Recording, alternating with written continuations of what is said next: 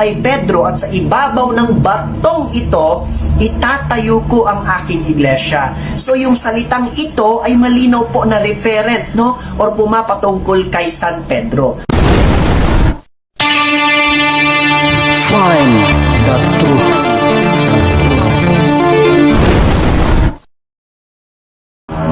Magandang hapon po sa inyong lahat, mga minamahal kong Katoliko. So muli ay nagbabalik po ito ang inyong kaibigan, si Brother Hamskirey, para magbigay sa inyo ng isang makabuluhang talakayan patungkol sa ating pananampalataya. Basahin po muna natin iyon pong nakasulat po doon sa Mateo. Sino nga ba yung batong ito? So kapag papakinggan nyo pong mabuti yung sinasabi po ng talata ng Mateo chapter 16 verse 18, wala namang duda na ang tinutukoy doon ay ang ating apostol San Pedro, no? Kapag po binasa po natin dito po sa Mateo chapter 16 verse 18 ay ganito po ang ating mababasa dito po sa Magandang Balita Biblia. At sinasabi ko sa iyo, ikaw ay Pedro, at sa ibabaw ng batong ito ay itatayo ko ang aking iglesia, at ang pintuan ng daigdig ng mga patay ay hindi magtatagumpay laban sa kanya. Yun po ang sabi ng Panginoong Jesucristo. Thou art Peter, ikaw ay, at sinasabi ko, ikaw ay Pedro, at sa ibabaw ng batong ito, itatayo ko ang aking iglesia. So yung salitang ito ay malinaw po na referent, no? Or pumapatungkol kay San Pedro. Kung si Kristo nagpapahayag niyan, dapat ang sabi niya, sinasabi ko sa iyo, ikaw ay Pedro, sa ibabaw ko. Hindi siya gagamit ng third person. Sa ibabaw ko, itatayo ko ang aking iglesia. Kasi siya yung bato Ang nasa Biblia, yung batong tayuan ng iglesia o pundasyon, si Kristo. Ang nagsasalita dyan, ginamit ang bato bilang third person. Pero bakit sila tumututol? Kapag gaya nga ng sabi ko po kanina, ang argumento po nila is that hindi naman sinabi ni Kristo na ikaw, sa batong ikaw, or sa iyo, itatayo kong aking iglesia. Bagkus sinabi daw ni Kristo, sa batong ito. No? Kung sasakyan po natin yung argumento nila, bakit hindi po sinabi ng Panginoong Jesucristo at itatayo ko sa sarili ko, di ba? Hindi din po sinabi ng Panginoong Jesucristo at sa sarili ko itatayo ko ang iglesia. Hindi din po sinabi ng Panginoong Jesucristo ang ganong pamamaraan. Nangyayari ngayon ang isang misteryo sa Mateo 16. Ang sabi ni Kristo kay Pedro, mapalad ka, Simon Barjonas, sapagkat hindi ipinahayag sa iyo ito ng laman at dugo, kundi ng aking Ama na nasa langit. Pagdating sa 18, at sinasabi ko naman sa iyo na ikaw ay Pedro. Sa ibabaw ng batong ito ay itatayo ko ang aking iglesia. Kaninong pahayag yan? Di ba yan pahayag ng Ama? Ang Ama ang nagpapahayag niyan. Sinasabi ko naman sa iyo, yan lumalabas sa bibig ni Kristo, yan salita. Pero sabi nung salita na lumalabas sa bibig ni Kristo, sinasabi ko naman sa iyo na ikaw ay Pedro, sa ibabaw ng batong ito. Aba, may tinutukoy na third person. Ang first person yung nagsasalita, sinasabi ko sa iyo, ikaw ay Pedro, second person. Yung nagsasalita ang first person, sinasabi ko, first person, sa iyo na ikaw ay Pedro, second person. Sa ibabaw ng batong ito, third person yung bato. Sino nagsasalita dyan? Aba, ang napakaliwanang nagsasalita dyan ang Ama. Ang nagpapahayag niyan ay ang Ama. Bakit? Kung si Kristo nagpapahayag niyan, dapat ang sabi niya, sinasabi ko sa iyo, ikaw ay Pedro, sa ibabaw ko. Hindi siya gagamit ng third person. Sa ibabaw ko, itatayo ko ang aking iglesia. Kasi siya yung bato Ang nasa Biblia, yung batong tayuan ng iglesia o pundasyon, si Kristo. Ang nagsasalita dyan, ginamit ang bato bilang third person. Sinasabi ko naman sa iyo, ikaw ay Pedro. Sa ibabaw ng batong ito, third person, tatayo ko aking iglesia. Ngayon po, bakit po ba nangyari ito? No, bakit po ba nangyari ito? Kung susundan po natin mula po doon po sa verse 13, itataas lang po natin yung basa. Dito po kasi ay nagtatanong yung Panginoong Hesukristo sa kanyang mga alagad. Who do you think what do people said about me? No, di ba? Ang sabi ng Panginoong Hesukristo, nang dumating si Jesus sa bayan ng Cesarea sa Filipos, tinanong niya ang kanyang mga alagad, ano ang sinasabi ng mga tao patungkol sa anak ng tao? Ano daw ang sinasabi ng mga tao patungkol sa anak ng tao? Yung anak ng tao po dito, iyon po ay ang ating Panginoong Hesukristo. Syempre, sumagot yung iba. Ikaw daw ay isang propeta.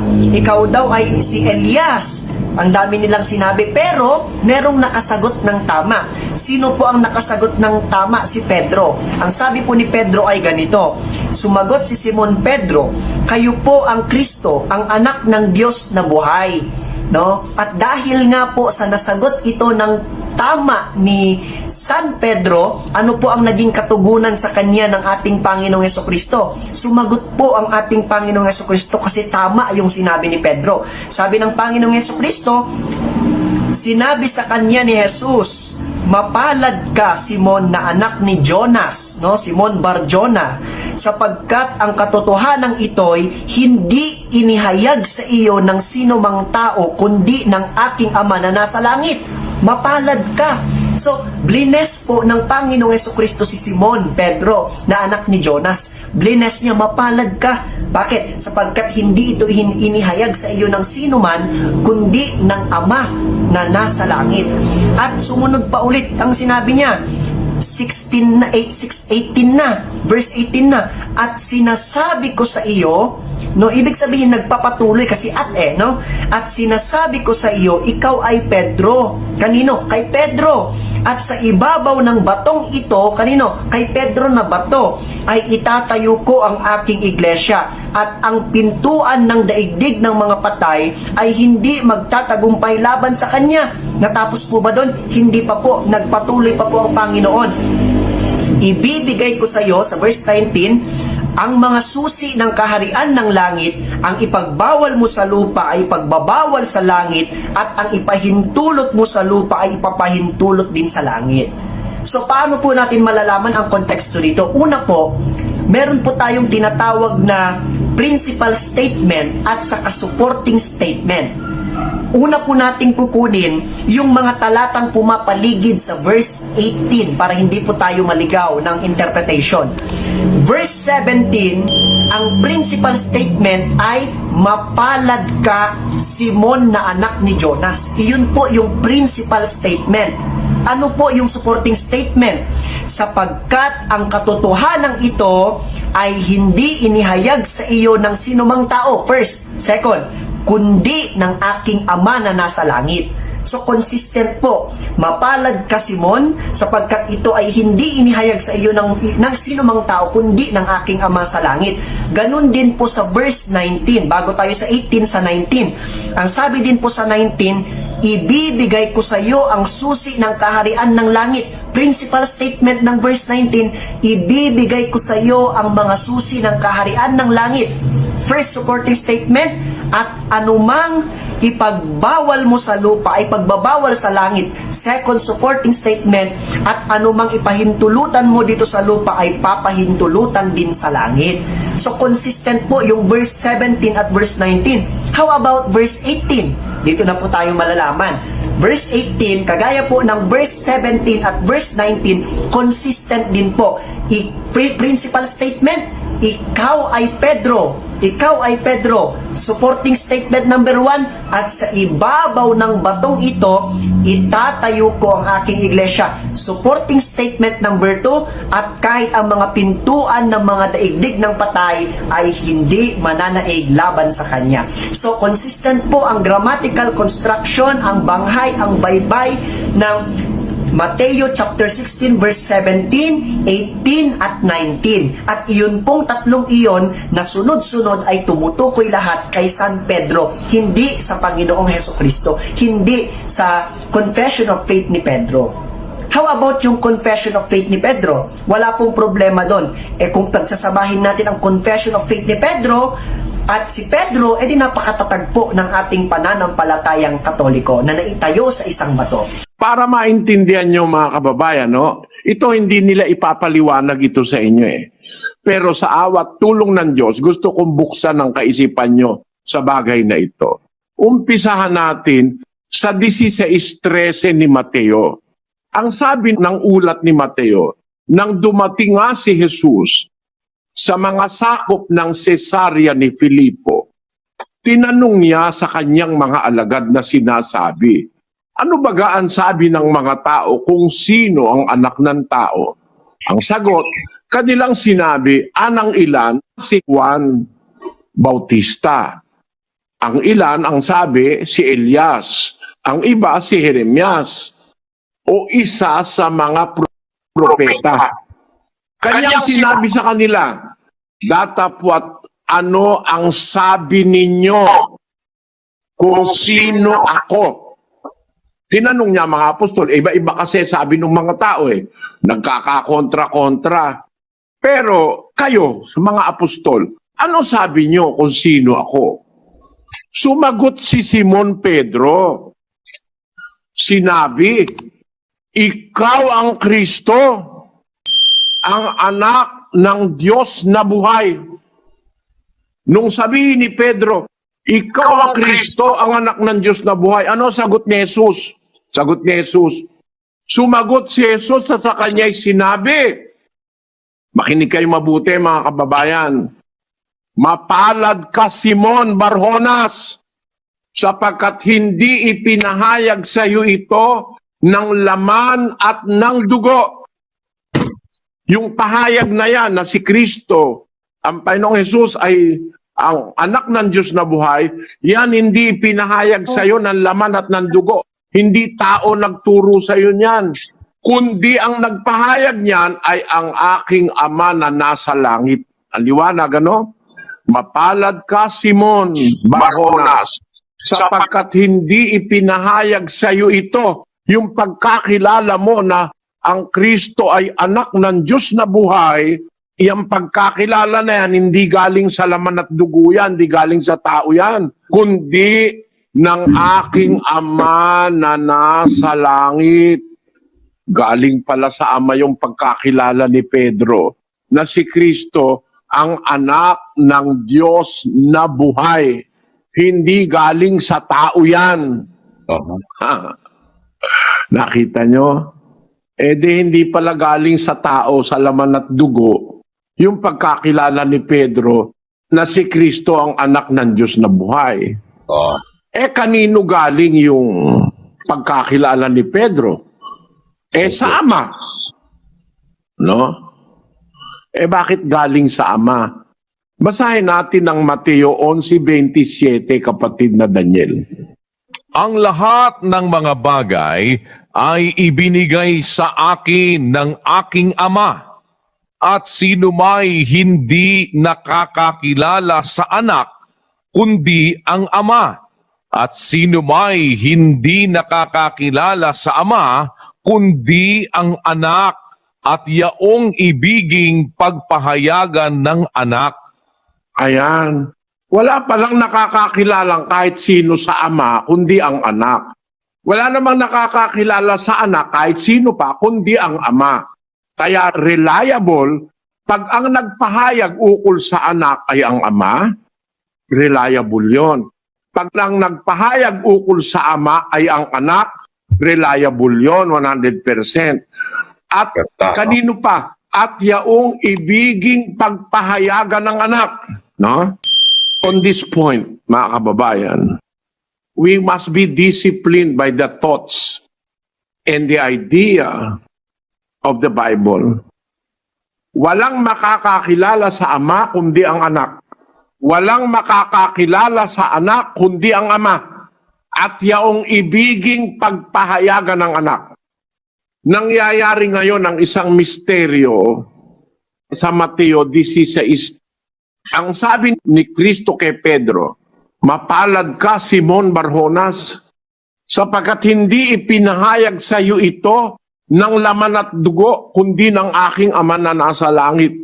Pagdating sa 18, "At sinasabi ko naman sa iyo na ikaw ay Pedro. Sa ibabaw ng batong ito ay itatayo ko ang aking iglesia." Kaninong pahayag yan? Di ba yan pahayag ng Ama? Ang Ama ang nagpapahayag niyan. "Sinasabi ko naman sa iyo," yan lumalabas sa bibig ni Kristo, yan salita. Pero sabi nung salita na lumalabas sa bibig ni Kristo, "Sinasabi ko naman sa iyo na ikaw ay Pedro, sa ibabaw ng batong ito." Aba, may tinutukoy na third person. Ang first person yung nagsasalita, "Sinasabi ko sa iyo, ikaw ay Pedro." Second person. Yung nagsasalita ang first person. "Sinasabi ko," first person, "sa iyo na ikaw ay Pedro." Second person. "Sa ibabaw ng batong ito," third person yung bato. Sino nagsasalita dyan? Aba, ang napakaliwanag nagsasalita dyan ang Ama. Ang nagpapahayag niyan ay ang Ama. Bakit? Kung si Kristo nagpapahayag niyan, dapat ang sabi niya, "Sinasabi ko sa iyo, ikaw ay Pedro, sa ibabaw ko." Hindi siya gagamit ng third person. "Sa ibabaw ko, itatayo ko ang aking iglesia." Kasi siya yung bato eh. Ang nasa Biblia, yung batong tayuan ng iglesia o pundasyon, si Kristo. Ang nagsasalita dyan, ginamit ang bato bilang third person. "Sinasabi ko naman sa iyo, ikaw ay Pedro. Sa ibabaw ng batong ito," third person, "tatayo ko aking iglesia." Sino nagsasalita dyan? Lumalabas yan sa bibig ni Kristo. Pero kaninong salita? Basahin natin ng 12:49-50 ng Juan. Sapagkat ako'y hindi nagsasalita na mula sa aking sarili, kundi ang Ama na sa akin ay nagsugo ay siyang nagbigay sa akin ng utos kung ano ang dapat kong sabihin at kung ano ang dapat kong salitain. At nalalaman ko na ang kaniyang utos ay buhay na walang hanggan. Ang mga bagay na sinasalita ko ay ayon sa sinabi sa akin ng Ama. Gayon ko sinasalita. Aba, mga sinasabi pala niya galing sa Ama. Yun din ang kahulugan ng sinabi sa 3:34 ng Juan, kapatid na Daniel. Basahin natin. Sapagkat ang sinugo ng Diyos ay nagsasalita ng mga salita ng Diyos. Si Kristo'y sugo ng Diyos. Ang sinugo ng Diyos, nagsasalita ng mga salita ng Diyos. Kaya nung sinabi niya kay Pedro, si Kristo nagsasalita, pero ang salitang lumalabas, salita ng Diyos yun. Kasi sabi niya, "Hindi ako nagsasalita na mula sa aking sarili, kundi ang Ama na sa akin ay nagsugo. Siya nagbigay sa akin ng utos kung ano ang dapat kong sabihin, kung ano ang dapat kong salitain." Kaya nung sabihin niya, "Sinasabi ko sa iyo, ikaw ay Pedro. Sa ibabaw ng batong ito, itatayo ko aking iglesia." Ibig sabihin, kung ang Ama ang nagsasalita ron, ang Ama ang first person. Si Pedro ang second person. "Ikaw," sinasabi ko, first person. "Ikaw ay Pedro," second person. "Sa ibabaw ng batong ito," third person. Ang bato'y si Kristo. Kasi kung si Kristo nagsasalita, dapat ang sabihin niya, "Sa ibabaw ko, itatayo, sa ibabaw ko na bato, ako ang bato, itatayo ko aking iglesia." Pero hindi ganun ang salita eh. ginamit yung salitang bato sa third person. Ikaw ay Pedro, second person. Sinasabi ko sa iyo ng first person. Sa ibabaw ng batong ito, tatayo ko aking iglesia. Nung matayo, ano tawag sa iglesyang natayo? Iglesia ng Diyos. Hindi iglesia ni Kristo. Kasi yun ang katutubong katotohanan nasa Biblia. Kung kanino yung pag-aari, yun ang may-ari. Kung kanino sino yung nagsabi, aking iglesia. Sino ba nagsasalita? Sabi ni Kristo, yung salitang lumalabas sa kanya, hindi niya sariling salita. No? Salita ng Ama na nagsugo sa kanya, lalo na pag-uusapan, pagtatayo ng iglesia. Ang Diyos naman talaga ang magtatayo Kasangkapan lang si Kristo 3:4 ng Ebreo. Sapagkat ang bawat bahay ay may nagtayo. Datapwat, ang nagtayo ng lahat ng mga bagay ay ang Diyos. Lalo pa ang iglesia. Sino nagtayo? Bawat bahay may nagtatayo. May tinayo si Pedro, may tinayo si Juan, may tinayo kung sino-sino. Pero ang nagtayo ng lahat ng bagay na totoo, yung Diyos. Ang nagtayo no ng Diyos. Ang iglesia, ang Diyos ang nagtayo. Walang ibang nagtayo. Kaya nga bahay ng Diyos yan Tawag yan, bahay ng Diyos. Lumalabas sa bibig ni Kristo, yung salita ng Ama, itatayo ko ang aking iglesia. Inaamin naman niya, ang salita ko, hindi ko sariling salita. Kung ano sinabi ng Ama, yun ang aking sinasalita. Sabi niya. Kaya nung sabihin niya kay Pedro, sinasabi ko sa iyo, ikaw ay Pedro, sa ibabaw ng batong ito, itatayo ko ang aking iglesia.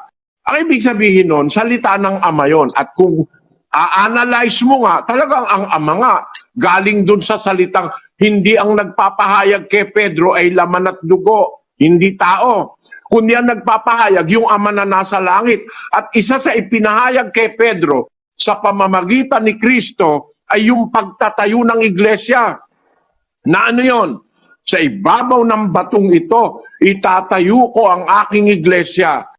Salita ng Ama yon. Kaya yung aking iglesia, salita ng Ama. Kaya iglesia ng Diyos yun. At si Kristo man ang nagsabi, yung wala na ikako sa sanlibutan, ang mga ito nasa sanlibutan, paririyan ako sa iyo, Amang Banal, ingatan mo sa iyong pangalan. Yaong mga ibinigay mo sa akin, napakaliwanag ng batayan. Dapat maingatan sa pangalan ng Diyos, kaya nga iglesia ng Diyos